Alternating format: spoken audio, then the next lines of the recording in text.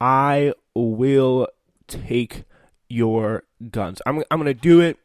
I'm going to take your guns, whether it's your AK, not all your guns, obviously, but your AK-47 or your AR-15. That is what's going to happen because they're used to hurt people. Yeah, so it is very, very interesting, very, very, very compelling that this is like that what he's trying to say there. It's like, wow.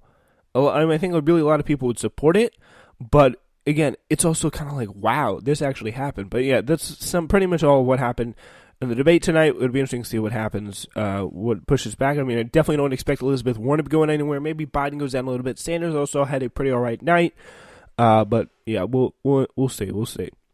Definitely kind of left versus center battle. No surprise. All right, U.S. has now rolled back rules on clean water. The Trump administration Thursday announced a repeal of an Obama-era regulation that had limited chemicals that could be used near bodies of water. The change is expected to take place in a matter of weeks. It would mean polluters no longer need a permit to release potentially harmful substances into streams and wetlands. President Trump promised to repeal the rule during his campaign, saying it impinged on the rights of farmers, landowners, and real estate developers. Many economists expect a growth to weaken over the next couple of years, or growth in general to weaken. Historically, the effects of a slowdown have differed sharply from the fallout caused by an all-out recession. So that's going to be a very, very important look at things, the kind of a slowdown versus recession. Basically, you pretty much want a slowdown. China will exempt some American agricultural products from additional tariffs. State media reported today the latest move by Beijing to ease trade sanctions with the U.S. More negotiations are scheduled for that next month. Also, the European Central Bank took unexpectedly aggressive steps to head off an economic downturn, cutting key interest rate and reviving a money printing program, but later said it was reaching the limits of its stimulus powers. One question that bedevils Britain's withdrawal from the European Union is how to preserve the open border between Ireland, a member of the bloc, and Northern Ireland, which is part of the United Kingdom. Britain's Prime Minister Boris Johnson has ruled out leaving Northern Ireland under EU regulations, but he is said to be considering putting parts of the territory's economy into an all-island zone that would presumably preserve the open border with the South. So that's interesting to see there. But the big worry is that food mentioned shortages, days-long waits at the border, and civil unrest are among the potential consequences of this down-the-pike no-deal Brexit. The reasonable worst-case planning assumptions are outlined in policy papers that lawmakers forced the government to release. Yeah, let's now do some quick hits, folks. Let's do them. All right.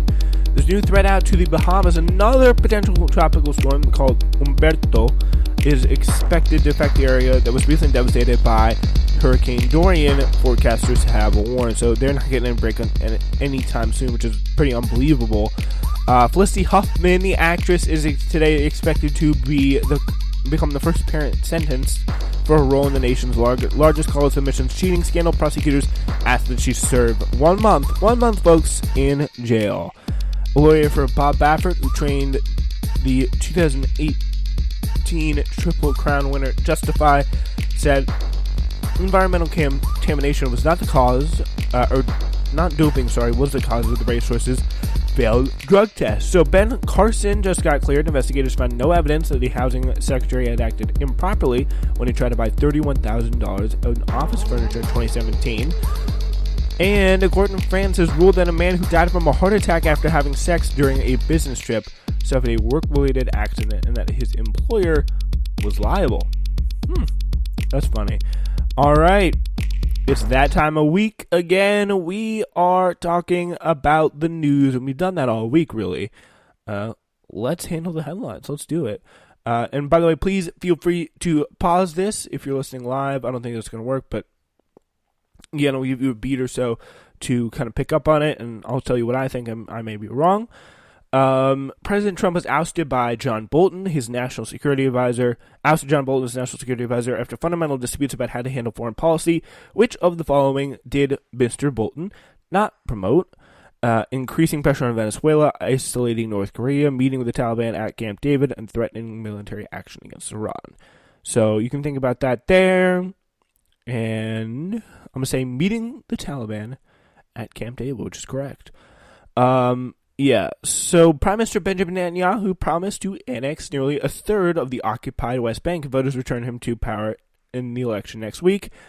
His plan would annex territory along the border with the country from Israel, from which Israel seized the West Bank during the Arab-Israeli War in 1967. Which country is that? Is it Egypt, Jordan, Lebanon, or Syria? That's Egypt, Jordan, Lebanon, or Syria. I'm going to say Jordan, which is the correct answer.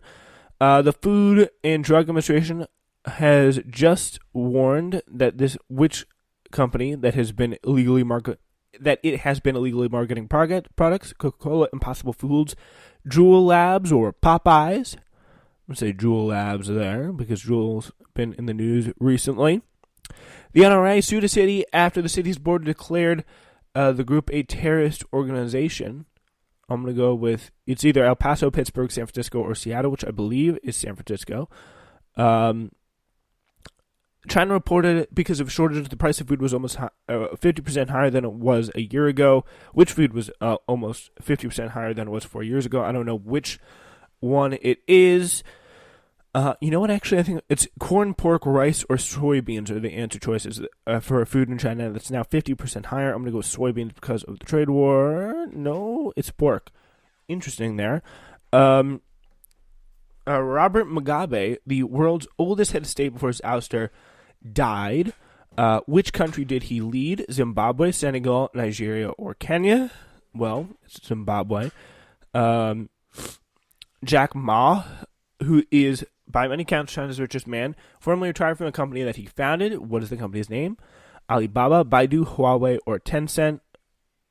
It's Alibaba.